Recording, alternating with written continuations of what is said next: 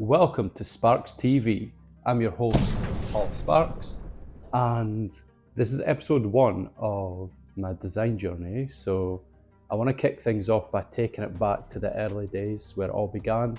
And actually, a big part of the reason that I'm doing this, or I was even inspired to do this, was I've been a freelance designer for about 15 years, and I've met so many weird and wonderful characters with amazing design stories and journeys and backgrounds, and I eventually want to interview them and see and hear their story and share it with you guys. But just to begin with and get used to how, the land of YouTube or podcasting and stuff works, I'm just going to kind of be the canary down the mine and test it out first with my story. And kind of share that through where it all began to ups and downs along the way, and hopefully can take a bit of insight, a bit of learnings, a bit of inspiration perhaps. But I don't really know, to be honest. I actually just like to try something out and then see what happens and go from there and kind of learn from there and improve each time. So that's kind of what I'm doing really. So yeah, buckle up, because my journey was kind of far from perfect, and there's kind of there's been a lot of madness over the years, and a lot of good stuff as well. And I think it's worth sharing, so do you know what, let's do it. Episode 1, from dropping out of uni to landing the first dream design gig. Here we go. So today is episode 1 of my design journey, and let's go from dropping out of uni in my final year to eventually securing the first design job. And I wanted to share my kind of personal design journey with you, and go back to where it all kicked off. So I kind of, at that time was a bit lost and disillusioned, but then eventually an opportunity presented itself out of, do you know what, I say out of nowhere, but I want to change that to saying out of somewhere. So an opportunity presented itself and it just felt absolutely right for me, and luckily I managed to secure it. But so I know a lot of you guys are either going to be designers or creatives who are trying to break into the industry and make your first waves, or you're already on the off the mark and you're kind of trying to level up. Regardless of whatever kind of level you're at, I think it's important, and I think it's a good story to share. So let's rewind the clock to the early noughties and the heady days of Dundee, where it all began for me. So at that time, indie bands were all the rage. You had the kind of Strokes, Arctic Monkeys, Libertines, and also you had The View. The View from Dundee, from Dryborough, where I'm from in Dundee as well, were causing absolute riots in the music scene. And I was super inspired by that, to be honest. I loved their music, and it was just a good time. So there was a real buzz around the city, and life was good. But yeah, in my final year of uni, I was studying graphic design at Duncan of Jordanson College of Art and Design, which is a really world-class institution. I've met so many weird and wonderful people through there, and everything was right on track. I was loving it, or so I thought. And then out of nowhere, I just absolutely crashed, hit the wall, and between some sort of kind of personal health stuff, family stuff, perfectionism, paralysis, anxiety, and just feeling a bit overwhelmed and kind of mentally drained from everything, I started to lose sight of why I was pursuing design in the first place. And long story short, I made the kind of tough decision to drop out and just take a step back, to be honest. I did kind of feel like, I was like, oh man, I've came through, 3 or 4 years with this year group. I've got so many good classmates and real mates, really, and shared so much good times. And they were all set to graduate and head to London, but honestly, that was irrelevant. And yeah, it was just the right thing. So I kind of felt like I had to take that step back, but I'm going to go back the next year. But do you know what? Like, there's never any guarantees. I could end up drifting away into obscurity or just going off and doing something else. I don't know. But here's the thing. Sometimes you need to step away to reset, find some clarity, peace of mind, and do you know what? Like, everyone has their own unique journey. So just, you gotta roll with it. You gotta take your time. You gotta say what you say. Don't get anybody getting you. Gotta roll with it. But what ended up happening was really quite good, actually. So during that year off, I messaged a local design company in Dundee called Avian, and they offered me the chance to work with them over the summer, and I was absolutely over the moon. And I'd done quite well there in the first week, so they offered me like an internship for 1 week, and it got to the end of the week, and the creative director sort of said, like, do you know what, we can extend you and give you minimum wage for like 6 weeks or something. I was like, whoa, can't believe it. Like, happy days, like, love that. I'm either going to do minimum wage here and learn skills that's super useful for my career, or I can go off and get minimum wage somewhere else. So it was a no-brainer, right? And I started to like get some confidence back. I was working on sort of real projects and learning some really invaluable day-to-day skills. And yeah, I loved it. It was great. Like, I did some stuff for like Dundee College and like Walker Shortbread, I think, and a few other things. But yeah, I just really enjoyed it. And do you know what? That break gave me the perspective and inspiration to go back and finish my final year. September rolls round, and I kind of like slotted straight into the year group that was below my original kind of gang, and picked up where I left off. So I actually like knew those guys from like nights out and, you know, just chatting in the passing and stuff. So it was actually super cool, like, to join them and get to know them better as well. And yeah, I just kind of thought, like, let's make the most of it. I was like really revved up, and I was really kind of ready to take on the challenge of the final year. And I was like, do you know what? I've dropped out. I'm back. Let's go. Let's absolutely go for it. Actually, so before I get to how I landed my first proper design gig, I just want to show you a little snapshot of one of my final year projects for a bit of context.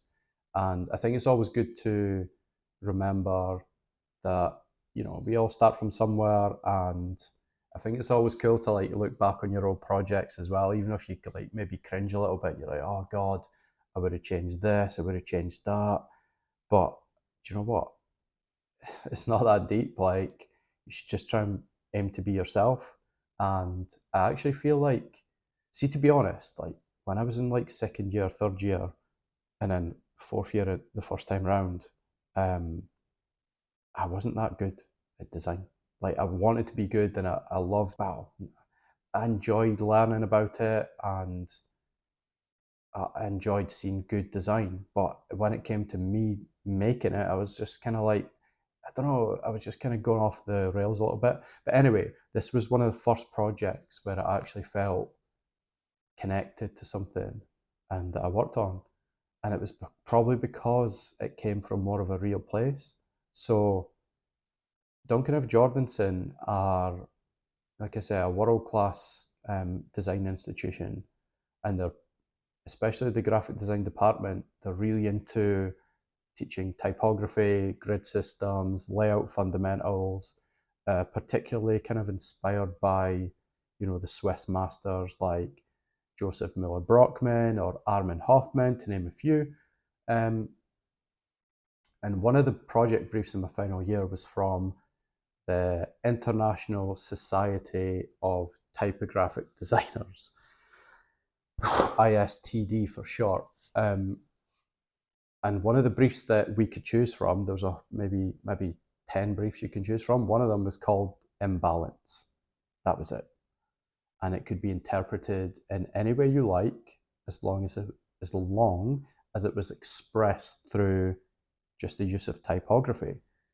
So I felt really drawn to that one, and I didn't really know what my concept was going to be, but what I ended up landing on was I wanted to try and turn a bit of a negative into a positive. So kind of reflecting on the year before when I dropped out, I wanted to reflect on the imbalances and traps that final year students sometimes fall into in the pursuit of, achieving their goals. And I felt like it was quite a cathartic process to use this project to kind of harness and express my ideas and channel it into something productive. So what I did was I created this publication and like screen printed poster, typography to communicate things like perfectionism, anxiety, isolation, insomnia, caffeine overload, and scattered emotions and stuff like that. So yeah, I kind of noticed that like a lot of guys or a lot of people in their final year kind of fall into those traps, and me especially. Had first-hand experience of that. So it was kind of like I was trying to use that as like highlight the imbalance to then find ways to combat it and kind of, harness it. I actually called it type void as well. I called it type void. So it was like falling into the black hole of frustration, anxiety, and all this, creative block and all that. And I did this like mad poster with like varnish on plate, which looked really cool. So yeah, that was my final year project. So fast forward to graduation, I finally made it. I've got the degree, I've made it through, I've got the degree in my hand, and then came the real challenge of finding a job in a super competitive industry. Every year another batch of super talented creatives are released into the wild, and everyone's kind of gunning for the same positions really. And it's not just a batch from your own uni, it's a batch from all the unis across the UK at the same time, or wherever you're from. And also it was a recession at that time as well in 2010, so it was a bit mad. And I didn't honestly know where I would end up. But what I did know was, despite a lot of my good mates, they all kind of, from the year before, they were all set up in London at this point. They were, a year into their London experience. They've, secured their apartment and, got their junior design roles and kind of living at large in London, which was super cool. And despite being a bit curious and a bit like, oh, that would be cool, I just didn't feel ready for that as well. I didn't feel like I'd never been to London actually, and I felt a bit apprehensive about it. But so yeah, my idea was to stay in Scotland and apply for design jobs in Glasgow and Edinburgh, who had some really cool design studios at that time. I started sending out my degree show portfolio to studios in Glasgow and Edinburgh, but more often than not, you get ghosted or you don't hear back, right? And it's quite hard to take at the time. Like, obviously you get more used to it now, especially being freelance. Like, if you're right for somewhere, you're right for somewhere. If they like your stuff, they like your stuff. And if it's not quite for them, it's probably best that you don't go there anyway. But anyway, so yeah, I was like, oh, I'll move to Glasgow or Edinburgh. I'll be close to home, but take a bit of a leap forward as well. But yeah, I didn't really hear back from anywhere, so I was kind of like, oh, I don't know what to do next. Like, oh man, like a few months pass, and then my mum actually turns up and she's like, Paul, I've just found a job at, no, she might, so my mum texts me, or so, I think my mum either texts me saying there's a graphic design job in Dundee in the local paper, like the Courier newspaper did like printed job posts on a Friday, and it's like a little kind of column of like, you know, jobs and whatnot. And my mum sent me this one. It was like graphic design junior in Dundee, and I was like, I'll be rubbish. Like it's probably not going to be like a suitable sort of thing. But it actually turns out that it was the best opportunity of all time. So here's where things took a turn, and I ended up landing my first in-house design role with this incredible lifestyle and watch brand, thanks to an inspiring entrepreneur called Bobby Morrison from Dundee.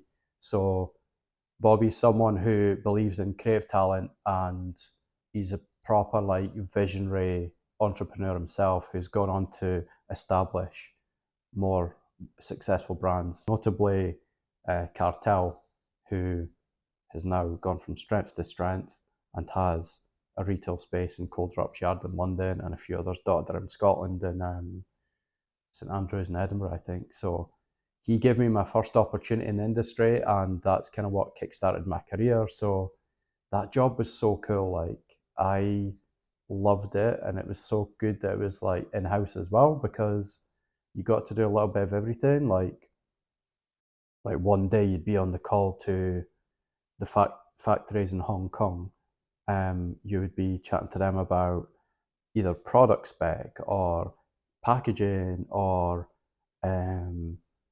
yeah, like different product samples and stuff like that. And then like the next day you'd be going down to sit side by side and workshop the website with a web developer about the kind of functionality and stuff like that. Or then you'd be naming watches, or we did a bit of a lookbook. So there was like design layout, there was like newsletters, there was like point of sale, and it was a whole mix of good stuff. And working with Bobby and Keith Arnott as well, I need to mention, who was the head of design who gave me my opportunity, was an absolute game changer. And it wasn't really just about creating cool design, it was about understanding branding, storytelling, and how design kind of like impacts a company's entire vision. So that first job was not just like a step on the career ladder for me. I seen it as an absolute like launch pad that like sent me flying, and it kind of opened my eyes and like inspired me. Like as much as I didn't want to leave because I was close to home, I had it set, to be honest. Like I had this voice in my head. I had this voice in my head, which started off as a bit of a whisper, and then it got louder and louder and louder, to the point it became a bit of a shout, where I had this feeling inside where I was like, what else is out there? Like, I've grew up in Dundee, I've studied here, I've got my first job here, and I don't know, I think that job kind of also just opened my eyes to the wider world, and inspired me. So what came next was actually a bit of a mad change of direction as well. So um, stay tuned, or check out the next episode if you want to hear more about that one. But just as a little bit of a teaser, um, basically my mate, my good friend Nern, who was also in a similar position to me at that time, he was still in Dundee as well. He kind of pitched the idea to me about, yeah, should we go to Australia for a year? And I was like, do you know what? Let's go. So I ended up like going to Australia for a year, and the second job I got in the industry was in Melbourne, for a super cool design studio called Studio Worldwide. So check out the next episode if you want to hear about like what happened next. But so yeah, like that's also a bit mad. But like looking back now, it's wild to think that like dropping out that year before and going through that sort of process and resetting actually led me to where it all kicked off for me. Um, and sometimes, especially in design, like the path isn't always like straightforward. It's definitely like up and down, left and right, and that's okay. Like, and especially if you feel like you're falling behind as well, everyone else ahead of you is like racing ahead. Just remember that your journey is your own, and you're better off going at your own pace and following your own instincts and trusting that. I feel like there's so many like amazingly talented and exceptional people with amazing stories to tell, but no one ever hears about them. So yeah, like share your story as well, like in the comments. I want to hear from you how your uni experience went, or if you're in your final year and you're looking to secure your first job, drop a comment. If I had any advice for other designers, it would be this: don't be afraid to take a step back if you need to. It doesn't matter if your journey doesn't look like everyone else's. Take the time to rediscover your passion, hone your skills, and when the time is right, the opportunity will be there, and you just need to make sure that you're ready. So take a step back, get that clarity, reset, get yourself right, but always be ready to pounce, because it can happen at any moment. So you've got to be ready. So yeah, if you liked that video, drop a comment below, share your story as well if you're looking for your first job, or you're in a bit of a transitional phase. And yeah, click here to hear what happens next when I kind of leave my first job and take the leap and head off to Australia.